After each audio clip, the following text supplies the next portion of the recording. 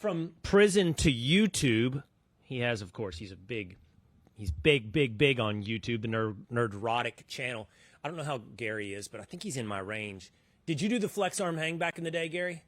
Yeah, we did the rope climb thing. We did we had to run the mile, but mine was the tribal.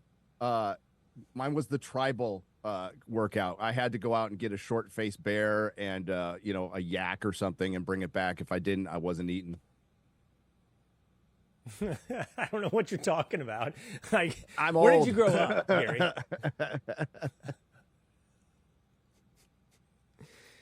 Where are you from? I am from Southern California. That's where I grew up. I grew up in San Diego. I'm in Texas right now, but Okay. that's where I grew up back in the day. We went to, when I went to school. It was that was a long time ago. It was back in the 70s. So we did the presidential thing. It was I don't know how you guys remember it so well. Well, because it's seared into my memory. A combo of embarrassment and pride. It was embarrassment on the mile run, but pride on the flex arm hang, and somewhat on the sit-ups. So, I wasn't a star on the football field, so this was my time to shine, baby, the presidential fitness test. By the way, you're looking good if you were in the school in the 70s. Damn, Gary. I was born, the Beatles were still together when I was born. Really? What year did the Beatles break up? What would that have been like? Let me guess. Did the Beatles break up in 74 or 5? Would that be my guess? 70. 70? Really? 70. That's way earlier than I thought. Technically. Yeah, that's way earlier than I thought. Gary, I don't know if you were just hanging out listening to me talking about this cultural sort of reaction to Sydney Sweeney's American Eagle ad and now the Dunkin' Donuts ad. And I guess the denial of not genetics, I would have bet you if I brought them in, they would acknowledge the existence of genetics, but they would try to take a don't judge me, bro approach to it of like the denial of good genes versus bad genes and the implication that any acknowledgement that there are some genes better than others is somehow eugenic. They would argue that with white people. I mean, that's the argument with Sydney Sweeney is one of the dumbest things I've seen on the internet in a long time.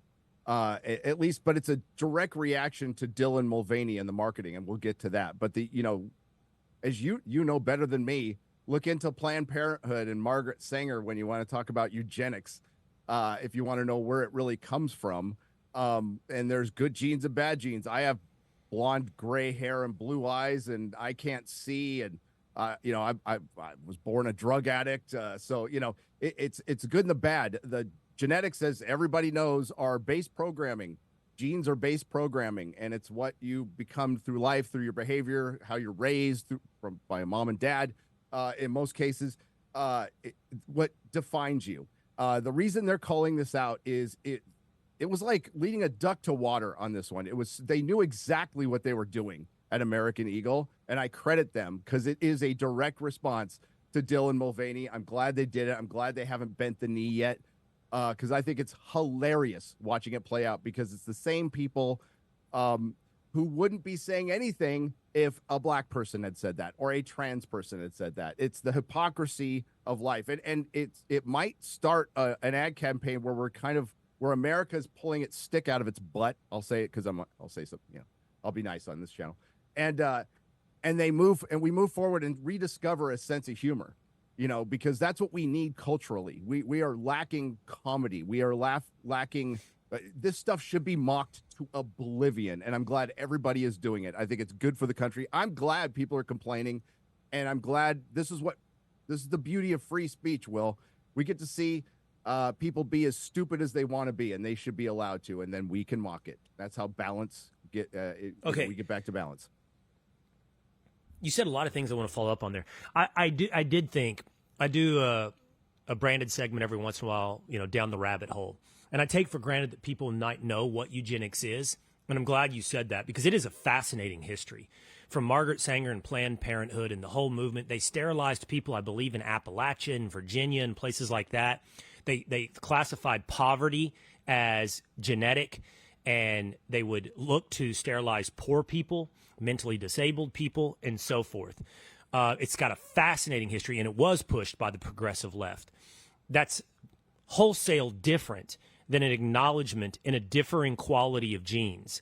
And we all know that intuitively, and we all live our lives accordingly. We all make choices subconsciously or consciously all day long about who we choose to mate with or what we're attracted to or what we aspire to be for ourselves that is geared towards optimizing genetics. We do. Whether or not you want to acknowledge it or not, we do that. You said something interesting when you said American Eagle knew what they were doing. Do you think so? I've wondered if they thought, like whoever was in charge of this ad campaign, did they just think it was a cute play on words like jeans and Jeans, jeans, you know? Did they know they were walking into this potential thing? And I'm curious, would they have a do-over if they could? Or are they happy with the response? I think they're very happy with the response. I think they knew that there will be a certain amount of clapback with that, and it's a pun.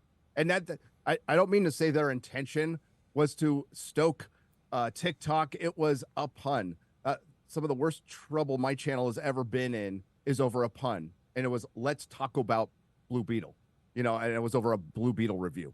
And that's the whole point. But they had to know there would be some clapback and it would create some conversation. That's what a good marketing person would do.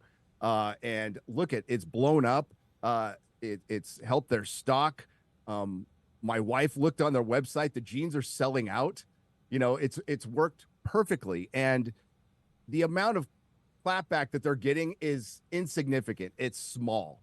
You know, we're putting it to light, and we should put a light on the cockroaches of the world. But for the most part, people are just rolling their eyes at this and moving away. And this is the cultural shift that we need. And it's going to be a messy cultural shift this year. It's a messy year. It's a chaotic year. And that's what usually happens when we have a cultural shift. And it takes time. And, you know, who knows if things heal or not. But I definitely think they had some idea of what they were doing, or they, you know, if they walked into this blind, that was pure luck. Well, if they did know, here's what I like about it.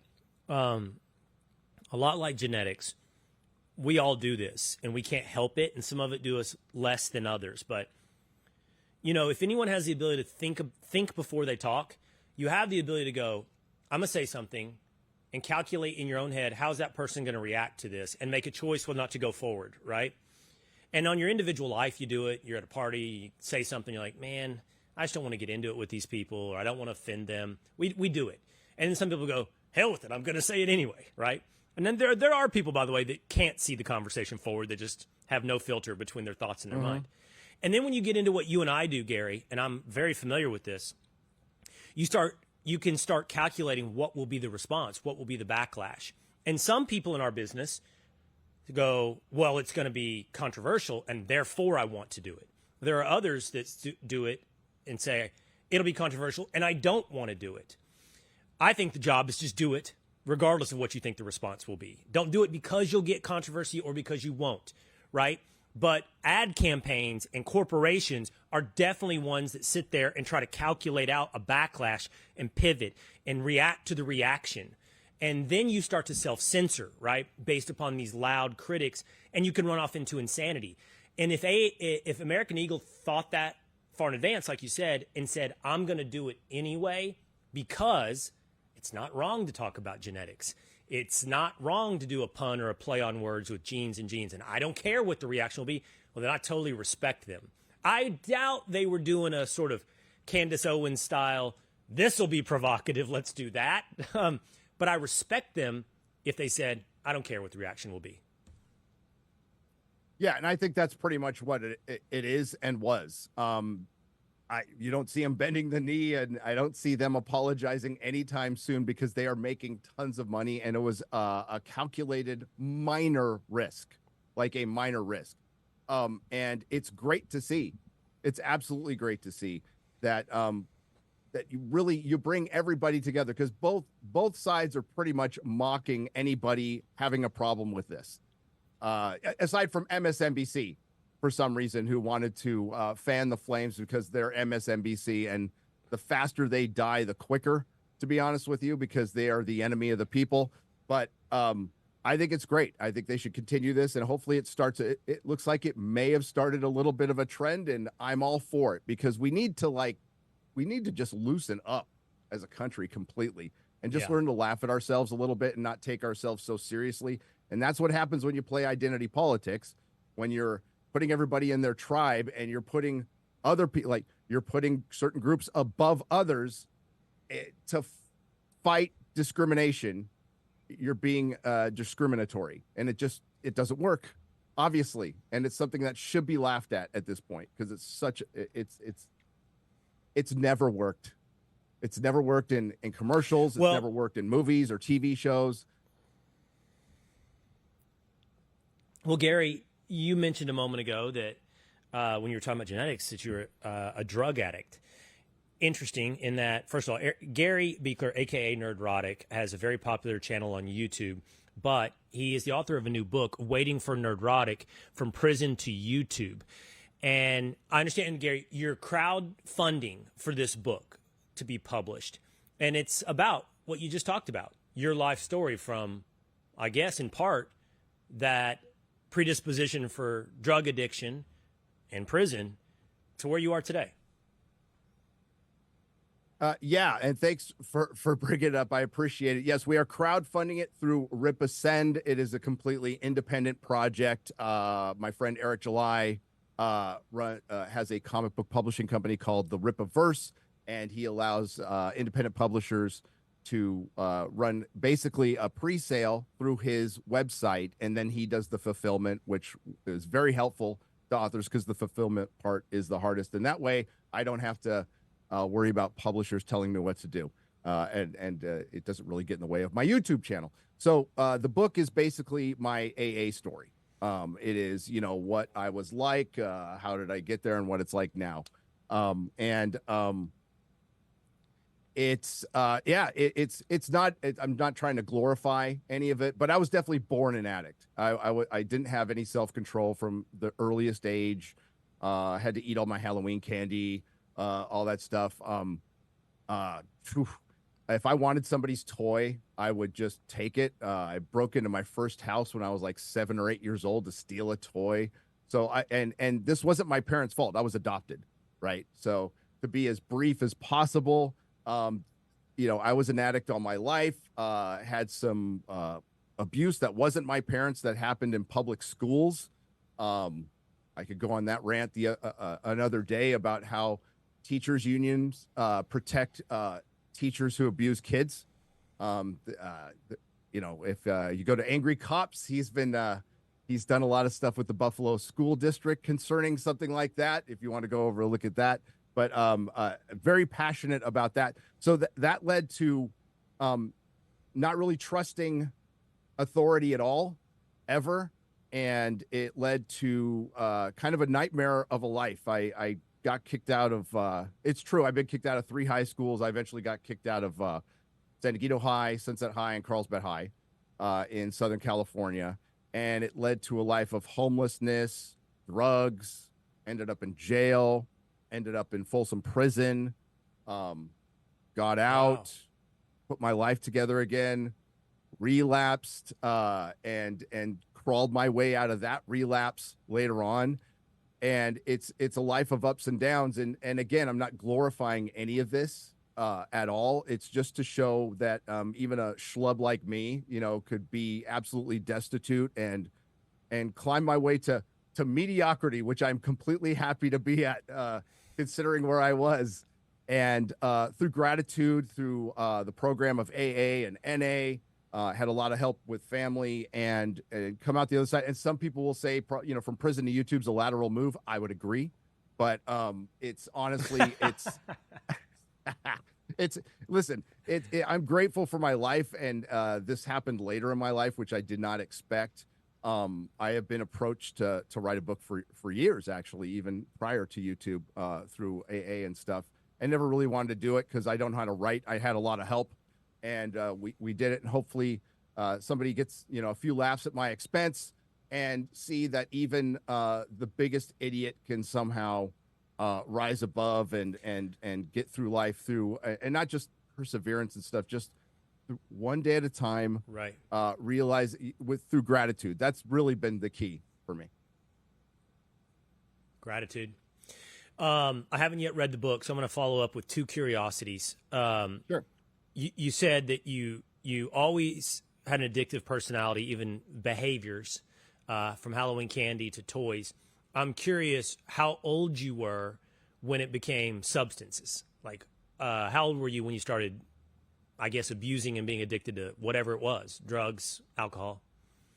12 years old. 12. I started. And what was it? It was alcohol. So what I was your had these addiction? little plastic high C. They're the juice boxes of the 70s, and I would pour some of it out and pour whatever liquor was in the cabinet, and drink it at lunch at school. So 12 years old, and then pot Really? too. Okay. And even into adulthood, did it remain alcohol? No, I graduated to speed. Speed was something that I felt like I was looking for all my life. And in the beginning, I started finishing homework, which I never did. That quickly went downhill because in all cases, you're always chasing the first high. And then it devolved into, I was a dealer, I put in air quotes, as a teenager, mainly, doing my own stuff. I was the worst dealer ever. And to be honest with you, I never could afford a scale or anything like that. And it led to me like making it and cooking it and stuff, like really dark stuff, really dark stuff at a very early, by the time I was cooking, it was like 16 or 17. My goodness. And then the other curiosity is what led to Folsom Prison? Well, burglary. That's what led to it. So I had to fund my addiction, and I was a horrible dealer. So we started car hopping and graduated to burglary, and Folsom was my second one. So I'd already been convicted the first time. I did a year in county jail, ended up going to fire camp. So it was actually, I got in great shape. I went to work for the I was a prisoner working fire lines for the CDF. And then went back out, got in shape, and went back out and got high again, burglarized the house with somebody in it, and learned, the best security, if you got a minute, the best security for a house is not a big dog, it's a small dog. So I went in there and I immediately wanted to leave. When I got in there, and a small dog started barking and yapping, and I wasn't going to hurt the dog. I just wasn't going to kill the dog. So I tried to leave, and this was my higher power working in my life.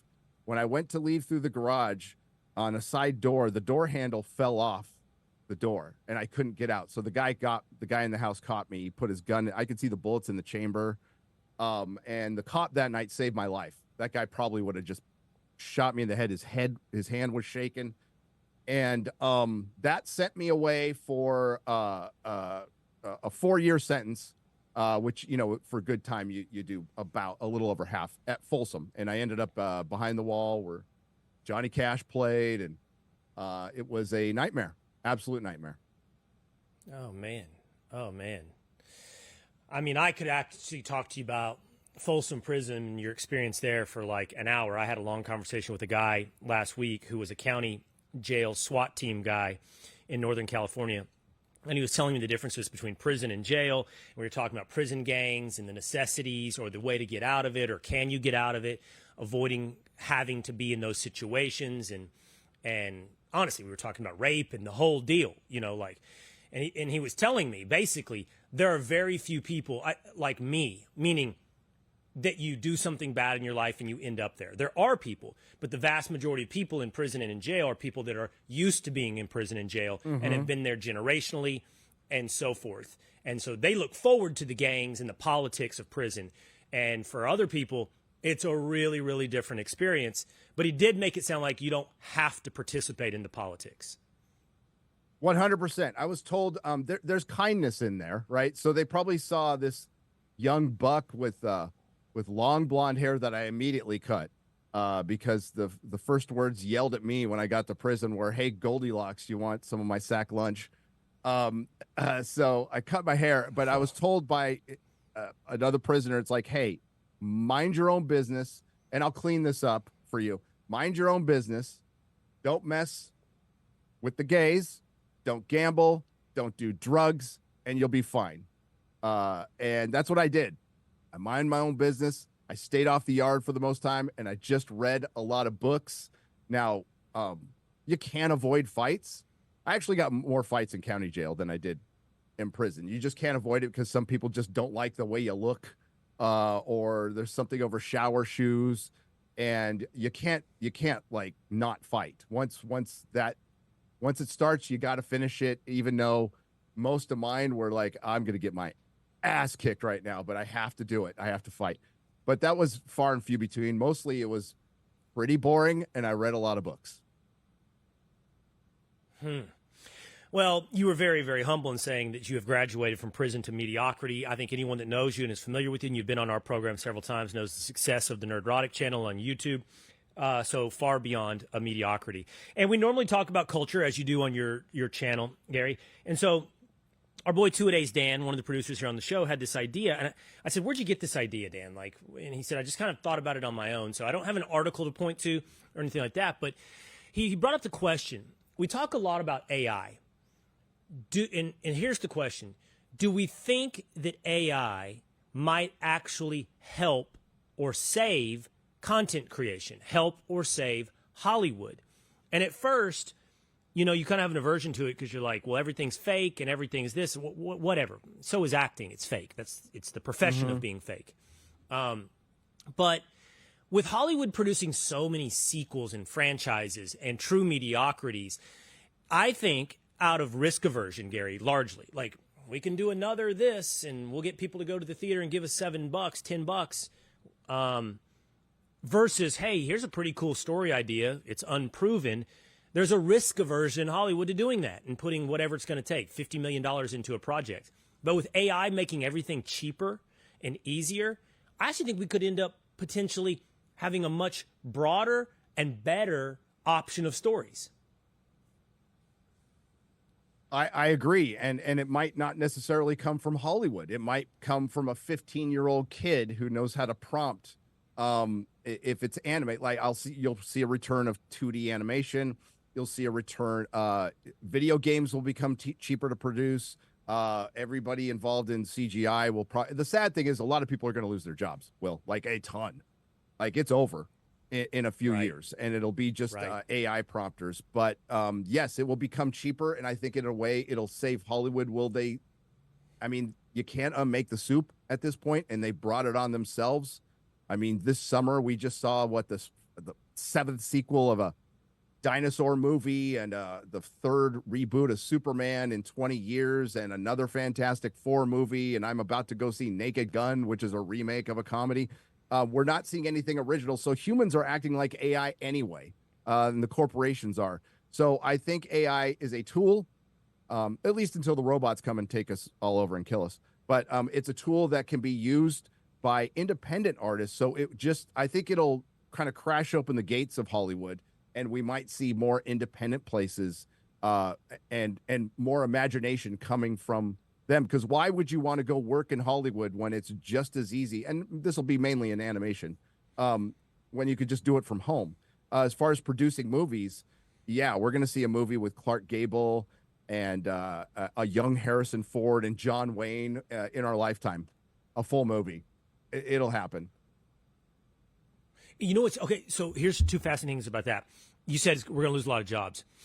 I literally think I can't think of the job that is safe in that. Maybe director, because he becomes the prompter of the AI. But from the actors to the cameraman, everybody involved, that job is, highly, highly vulnerable. But the idea that we're going to see Clark Gable and a young Harrison Ford, what's fascinating about that is, does Harrison Ford own his intellectual property, his image, his name, image, and likeness, and he'll make money into perpetuity based upon licensing that look? I think that's a really interesting question. And by the way, that's finite. If you're not producing new actors, we're going to be stuck with a period of about 100 years worth of actors. And the offspring of those generations of people will be rich into eternity.